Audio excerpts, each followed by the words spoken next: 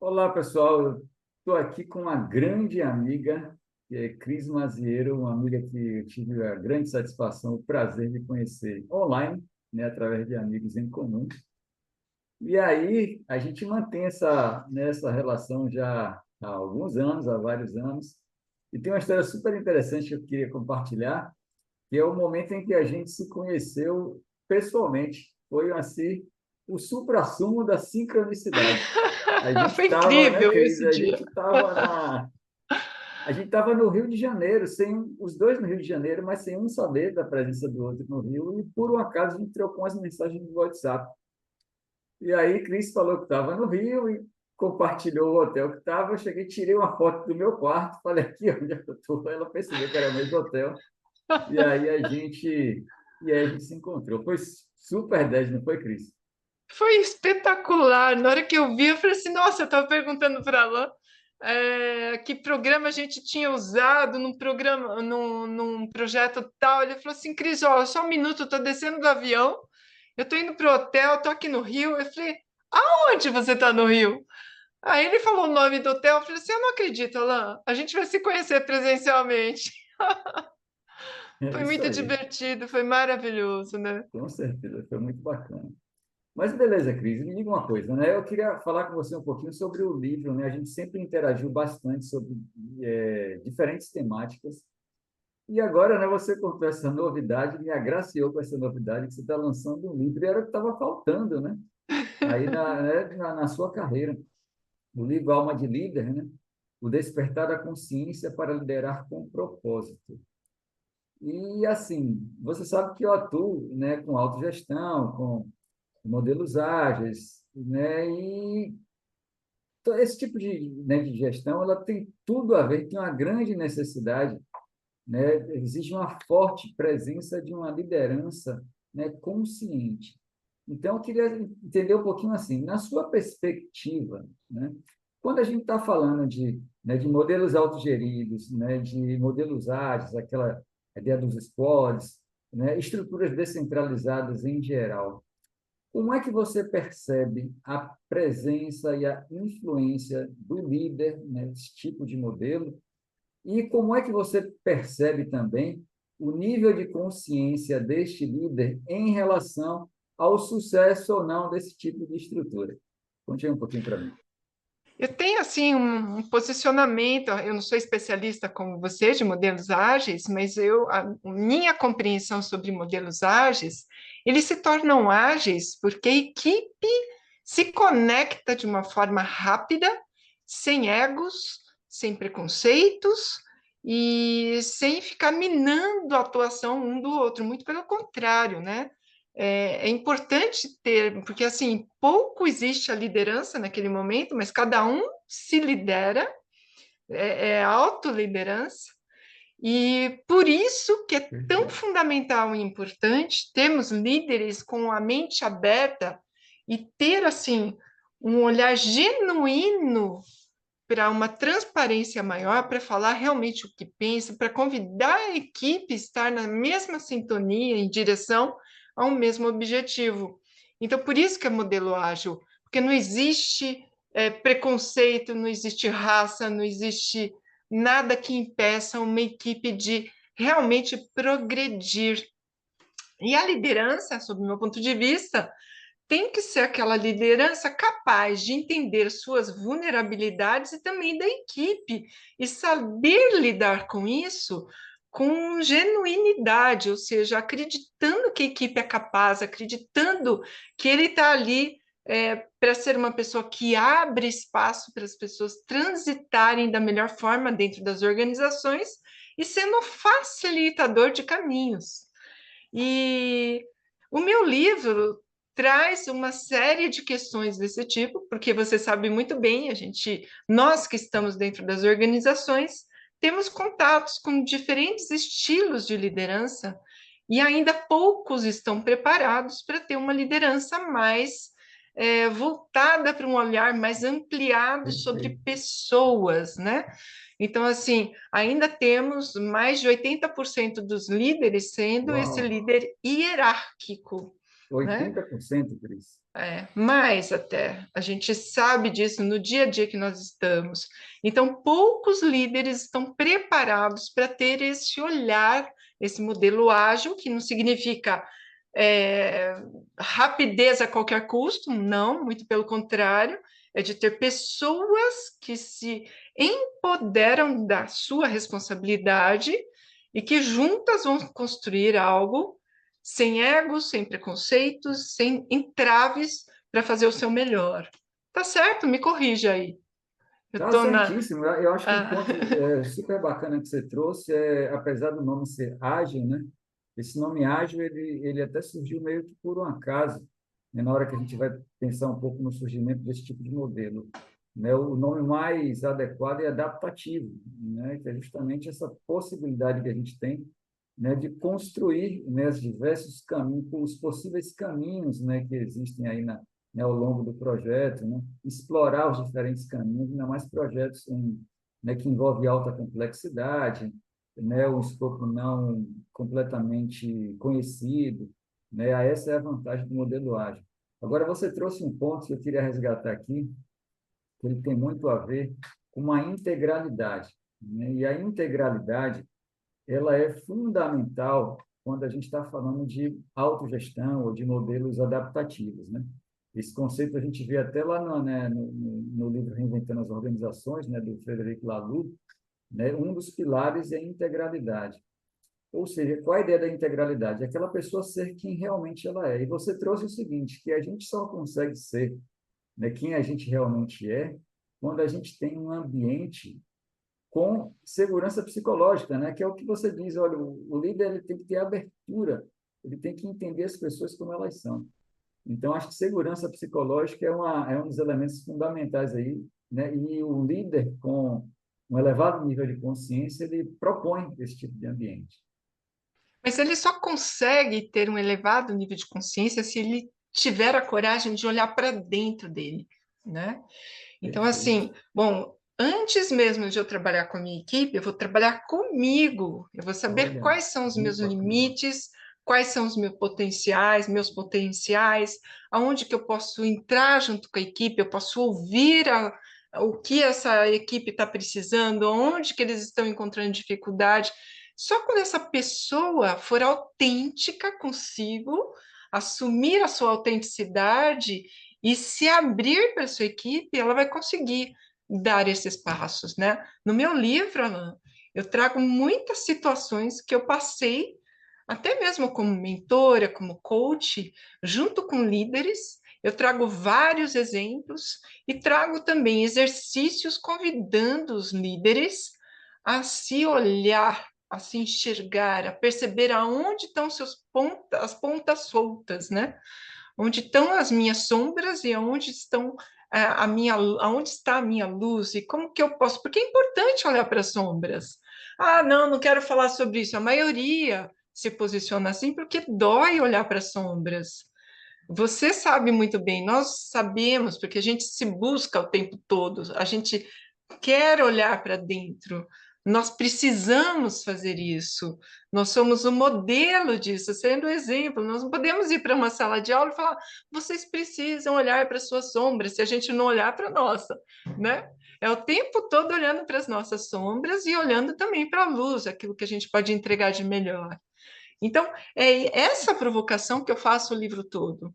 Tem uma série de exercícios convidando as pessoas. Então, Muito o bacana. mais legal, Alan, é que não é só teoria. Eu sou embasada, você sabe muito bem, até tem um post meu que eu coloquei no Instagram, com vários autores, grandes mestres, né, que eu recebi, ensinamentos, Richard Barrett, Raja Olha, Sisodia, Vera Saldanha, Roberto Zimmer, que, nossa, olha, foi Zimmer, incrível também na minha trajetória. Você sabe muito bem, a gente acompanhou com essas pessoas de certeza, perto, né? com Nós certeza. recebemos todo esse banho de conhecimento. Então, lógico que eu tenho toda uma bagagem metodológica por trás, mas também eu falo muito mais de vivências e de tudo que eu encontrei no meu caminho, na minha jornada, do que efetivamente teoria, porque de teoria nós temos muita já, né? Que bacana, Então, eu achei fantástico, Cris, quando você coloca, né, a importância do olhar para dentro, né, ou seja, o self-mastery, né, você tem que primeiro, né, se conhecer, você tem que primeiro, né, olhar para dentro para depois sim você, né, ter aquela capacidade de, né, de liderar e de conduzir as pessoas. Você consegue dar, né, algum tipo de exemplo ou de orientação ou de, sei lá, um exemplo prático que tenha no seu livro, né, ou de exercício, algo assim, para estimular esse olhar para dentro, né, esse ponto aí que o líder precisa desenvolver? olha, Alain, eu tenho vários, porque assim, cada capítulo eu tenho a apresentação de uma história, do que aconteceu, e isso é de uma forma verídica, o que aconteceu. E no final de cada capítulo, eu trago algumas sugestões de reflexões, exercícios. Então, são 14 capítulos com Uau! várias práticas juntas. Então, não é um livro teórico, é um livro teórico e prático. Teórico no sentido de trazer vivências, aquelas que eu estive nas mãos, que eu estive presencialmente com líderes incríveis e outros que estavam em busca, né, de se desenvolver e que ainda não tinham atingido esse estágio de consciência, mas que estavam em busca. Então, assim, no final de cada capítulo tenho uma parte chamada Experimente Isso, que são várias atividades ali que eu sugiro, reflexivas e de práticas. 14 capítulos aí com vários exercícios. Fantástico, muito bom. E agora, Cris, eu queria discutir um pouquinho sobre um ponto que eu acho super interessante, principalmente no mundo atual, né?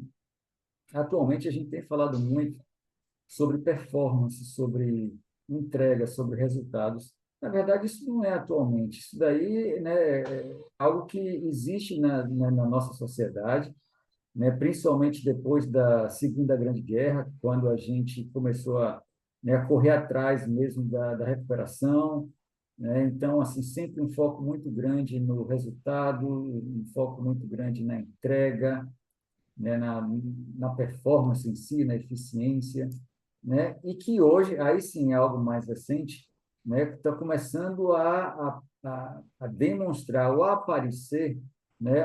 De forma mais explícita aqueles casos de problemas de saúde mental e burnout, e afastamentos, né? E tudo mais. Como é que você percebe a relação entre esse tipo de conhecimento que você traz no livro, né, que é a liderança consciente, a liderança né, com essa busca interior, né? Que tipo de influência esse conhecimento tem para ajudar o mundo atual nesse estágio de busca frenética né, por performance, onde você termina adoecendo, né, as próprias pessoas, né, que deveriam ser as maiores beneficiadas né, do modelo empresarial, do modelo corporativo. Alan, eu trago inclusive alguns exemplos do começo de carreira, que está no livro, de um executivo e de um colaborador individual. No começo da minha carreira, eu peguei esse caso, mas eu não vou te contar, porque tem que ler esse livro para ver como que é que as coisas se resolveram. Não pode dar spoiler. Não posso dar spoiler. Mas um próprio, um que eu vivi na pele, né? Então, isso para mim foi um grande aprendizado. Longe de me ver como vítima naquele estágio, eu aprendi muito como me tornar uma líder mais humana. E tem uma máxima, né? Outro dia eu estava conversando com um head numa empresa e ele falou: Cris, para liderar antes precisa ser humano. E eu comecei a rir. Ele falou: o que que você está rindo, Cris? Eu falei: não, porque isso tem uma parte do meu livro que eu falo exatamente isso, que antes de liderar eu preciso ser humano. Então, esse é um convite para quem está nos assistindo aqui. É muito importante, porque assim, não foi porque eu escrevi, mas é que eu compartilho vivências reais ali. Quando a gente fala de saúde mental, Nossa, eu atendi várias pessoas à beira do burnout e o quanto que elas conseguiram resgatar a sua vida, a sua existência e seguir o seu propósito, porque propósito, sob meu ponto de vista, a gente não procura, a gente não vai atrás, a gente só se relembra dele, porque o propósito já Perfeito. nasce com a Já está gente. lá, né? A gente só precisa relembrar esse propósito, né?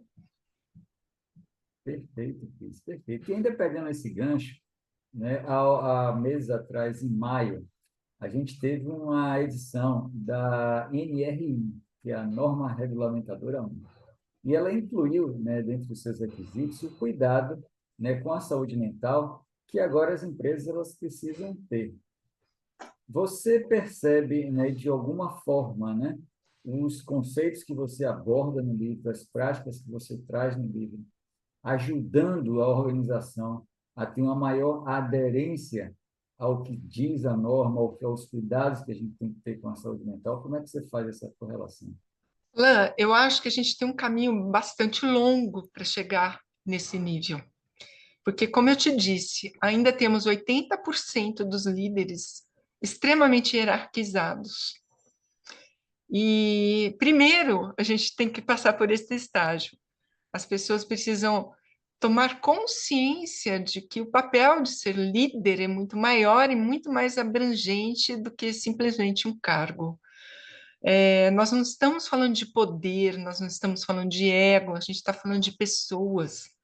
Então, quando eu me torno líder, é lógico, as empresas estão aí e precisam entregar resultados. Nós não estamos falando que é uma instituição de caridade, né?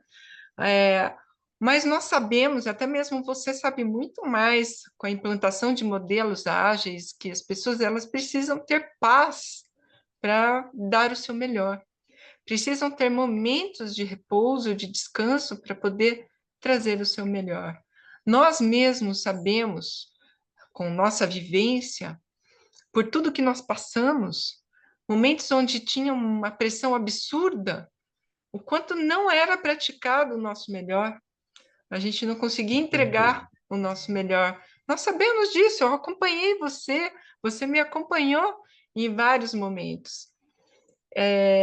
Então, assim, o dia que nós tivermos uma liderança mais desperta, porque ainda estamos sonolentos, né, diante de termos de entregar, entregar, entregar, uma que o planeta já está saturado de entregas. Com Nós certeza. estamos cada vez mais tirando do que não dá mais para tirar. Não tem mais condição de tirar nada deste planeta.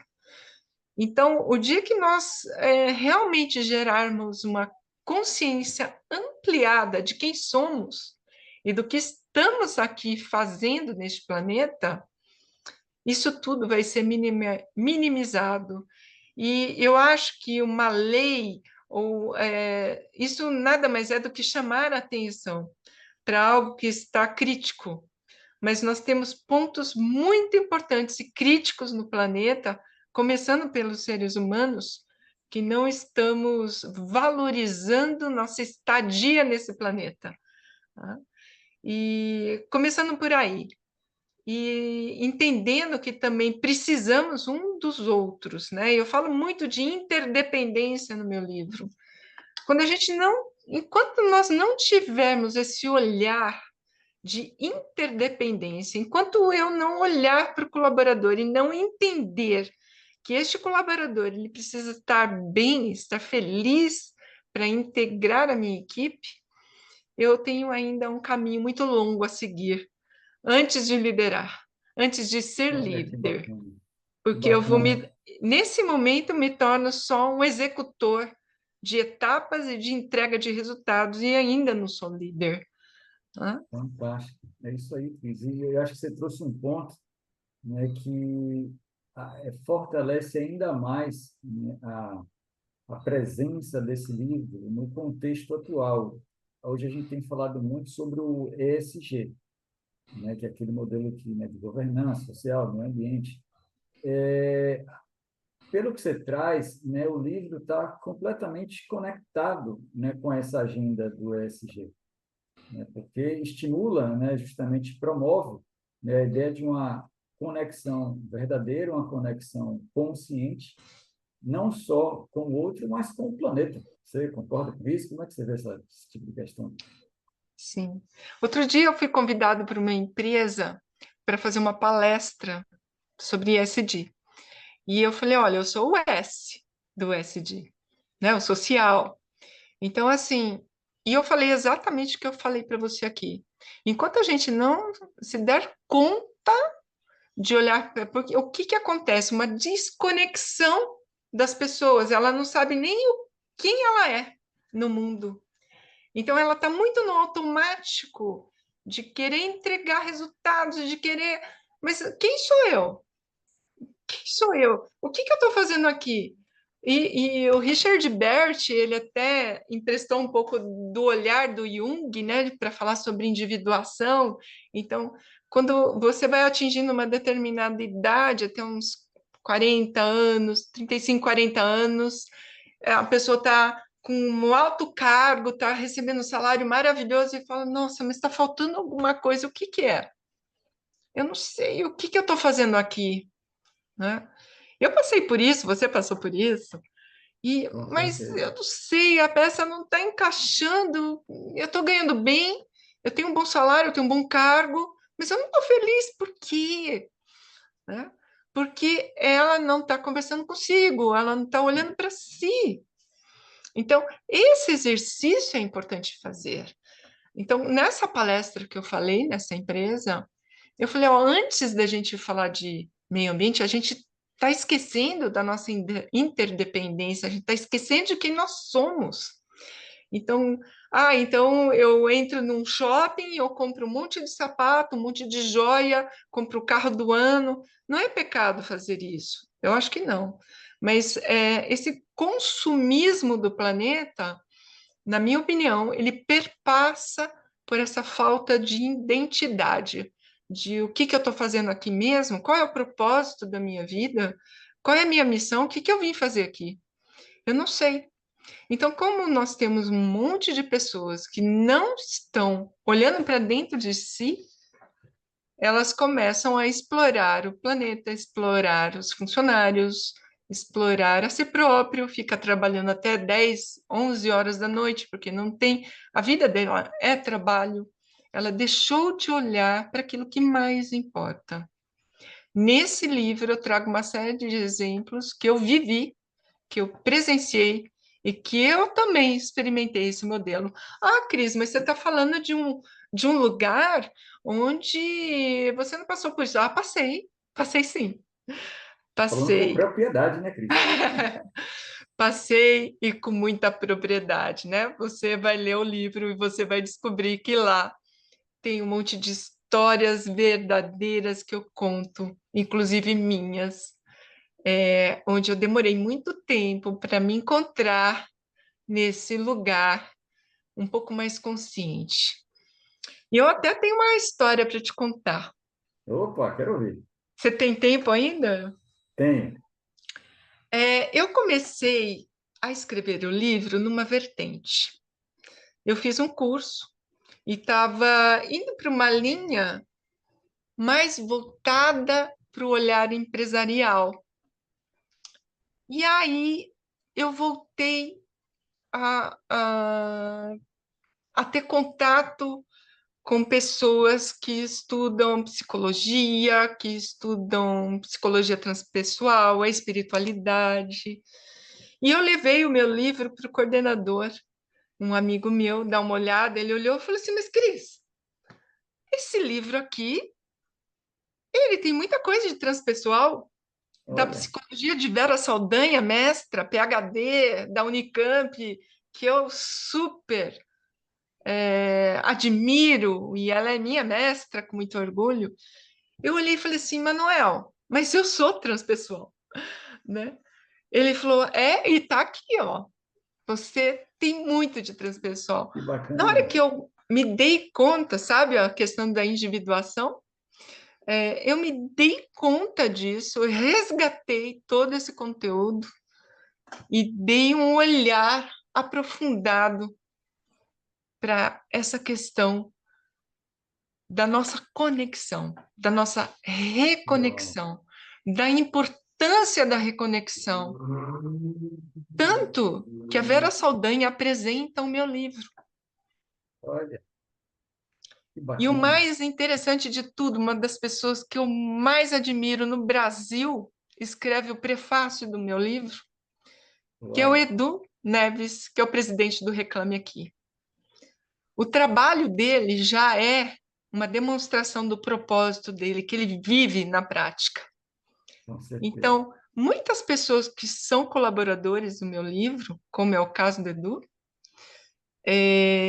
eles contribuem com a vivência que nós tivemos juntos, e eu também relato isso no meu livro, essas vivências, né?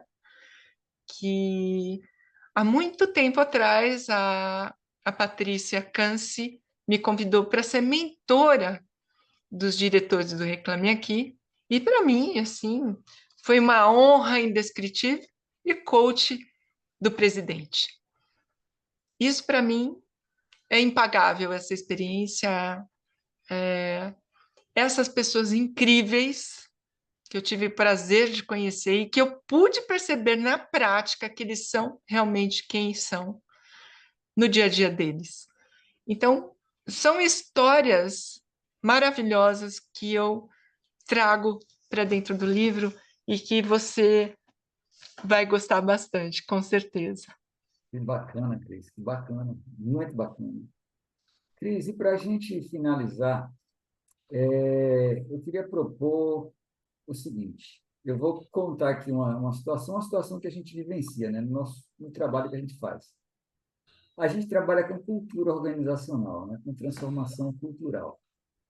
E uma das dificuldades, né, que pelo menos eu enfrento, acredito que você também enfrente, num trabalho desse, né, de mudança cultural, é a gente conseguir aquele verdadeiro despertar das pessoas para que elas criem, né, uma relação de confiança verdadeira, uma conexão verdadeira, para que todo aquele arcabouço restante da autogestão, do processo decisório por consentimento, né, da, da liderança participativa, tudo isso funcione bem. Por quê? Porque se quem estiver ali em um projeto desse, em um ambiente desse, onde a gente está buscando mais adaptabilidade, né, dos modelos ágeis, mais autonomia dos modelos autogeridos, se essa pessoa ela tiver, ou se aquele grupo de pessoas estiver em uma posição defensiva, em uma posição cheia de máscaras, em uma posição cheia de desconfianças, isso daí não flui.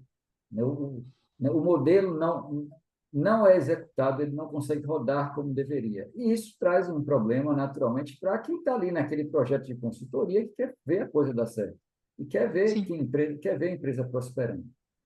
Então, assim, que dica, né, que você pode dar, né, que conselho ou orientação você pode trazer para esse primeiro passo, né? Como, né, um líder ou um consultor, um influenciador, um mentor de uma organização, ele pode iniciar esse esse despertar, esse processo né, de transformação, ou pelo menos de início de mudança de consciência para uma posição melhor. Eu tive um trabalho há pouco tempo focado, né, em gestão da cultura. E primeiro eu alinhei com o diretor e com o gerente geral e também com o presidente da empresa que seria importante a gente revisitar os valores, trazendo para dentro do programa o olhar do próprio líder que está ali na frente, no dia a dia, de como que ele enxerga esses valores e quais são os comportamentos que entregam esses valores. E nós fizemos esse trabalho bastante interessante, onde a equipe de líderes, nós tínhamos 50 líderes na sala, nós revisitamos todos os valores e escrevemos quais eram os comportamentos que entregavam esses valores. bacana. O presidente participou de algumas reuniões. E assim, o que eu posso dizer é que, infelizmente, nós temos um hábito que ele se estruturou ao longo dos anos e foi caminhando nesse sentido. E que não é porque a gente entra na empresa e fala, ai, vamos revisitar os valores, vamos escrever os comportamentos que entregam os valores, que varinha mágica, tudo É, mudou e ficou não é assim que incrível. funciona, né? Não acontece isso.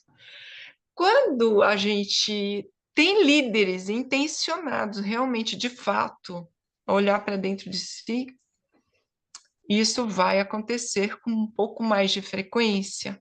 Só que eu preciso ter uma presidência interessada, uma diretoria que também é exemplo e que pratica isso no dia a dia. Aí os líderes, eles vão perceber que a mudança realmente aconteceu e acontece, porque uma ação fala mais do que 1.000 palavras. Não adianta eu ter ali no quadro da empresa palavras bonitas escritas se o atitudinal não É, acontece, não está conectado, né, com o dia a né? dia. Ou eu realmente paro e me analiso e pego. Eu até tenho um exemplo de uma atividade que eu fiz. Eu coloquei um espelho na mão de cada um e assim, que mentiras eu conto para mim mesmo. Uau, Então, tem uma série de mentiras que eu conto no dia a dia, porque o meu ego me pede para contar essas mentiras, e na hora que eu vi, eu já estou reproduzindo no automático aquilo. É importante a gente parar e olhar na hora que a gente está nesse automático, respirar e falar: peraí, eu não sou isso. Eu posso ser muito maior do que isso. E muda. Ah, Cris, mas é tão fácil. Não, não é fácil. Nós sabemos, nós que estamos com maior intenção e comprometimento com a nossa ação dentro das organizações, que não é fácil nem para nós mudar uma atitude, um hábito, mas é aos poucos. Eu preciso ter paciência comigo. Eu preciso ter paciência com o processo, preciso ter coerência na hora de conversar com o liderado. E se eu não tiver isso, nada que eu fizer, todo investimento que eu fizer em treinamentos, não vai adiantar. Se eu não mudar em primeiro lugar, eu posso fazer ler o livro que eu quiser, colocar os workshops que eu quiser, mas nada muda. bacana, Cris. Bacana. Então, assim, desse bate-papo aqui, fantástico que a gente teve, né, eu vou fazer, assim, a lição, as duas lições que eu aprendi, e aí depois você completa para a gente finalizar. Foi que eu aprendi que para a gente, né, ter realmente uma mudança, né, cultural, uma evolução de consciência, né, em um grupo social, seja ele uma organização, ou que for, o grupo social que for, a gente precisa, inicialmente, de uma mudança, né, interna da pessoa, que seja do líder, e segundo, uma participação do líder que tenha bons exemplos, né, e que mostre aquilo ali funcionando na prática, ou seja, aquela ideia do walking the talk, né? Você realmente trilhar o caminho que você propõe, aquele caminho que você diz trilhar. É isso daí, o que é mais que você complementa aí para a gente finalizar? É isso mesmo, Alan. É como eu te disse, uma ação fala mais do que 1.000 palavras. Quando nós tivermos consciência, quando nós líderes formos capazes de mudar a nossa atitude, ah, mas eu estou indo nessa direção, vão achar que eu sou esquizofrênico, porque eu mudei no meio do caminho. Ah, você está aprendendo. Então, se você está aprendendo, é importante a gente ter um olhar para a nossa vulnerabilidade e falar assim, está tudo bem. Ter a coragem de ser imperfeito, como diz Brené Brown. Vamos ter a coragem de ser imperfeito e olhar para nós. E mudar, sim. Ah, mas eu estou no meio do percurso, eu tinha planejado tal coisa. Mude o planejamento. tem que ter coragem. Essa é a palavra, na minha opinião. Eu estava no workshop uma vez e um dos diretores do Reclame Aqui virou para mim e falou assim: Cris, quando a gente tem medo, tem que fazer o quê? Eu falei assim: vai com medo mesmo. Tem medo, vai com medo mesmo, sabe? A gente vai errar, vai acertar, vai aprender, vai melhorar. Mas nós temos que dar chance para nós mesmos em primeiro lugar. Uau, fantástico. Fantástico. Cris, te agradeço muito pela sua disponibilidade, por esse bate-papo fenomenal. É sempre uma grande satisfação e é uma grande oportunidade de aprendizado, né, conversar com você. Então, sucesso no lançamento do livro, certamente ele já vai ser um sucesso, né, desde o início, e a gente volta a se falar. Tá bom, Cris? Alan, você veio para minha vida e não sai nunca mais, porque é uma amizade que, nossa, só me agrega, só me faz crescer. Sou muito grata por isso.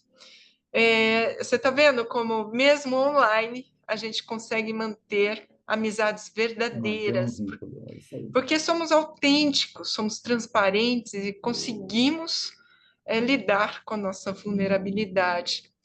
E você que está vendo a gente aqui, se esse assunto te interessou, compartilhe com a sua rede, porque vai ser um prazer te receber lá na Noite de Autógrafos.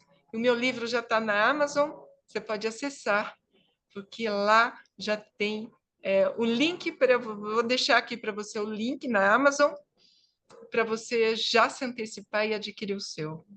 Alan, obrigado, sempre muito bom conversar contigo, meu querido. Fica com Deus e até breve. É isso aí, Cris. Grande beijo, tudo de bom. Tchau. Tchau.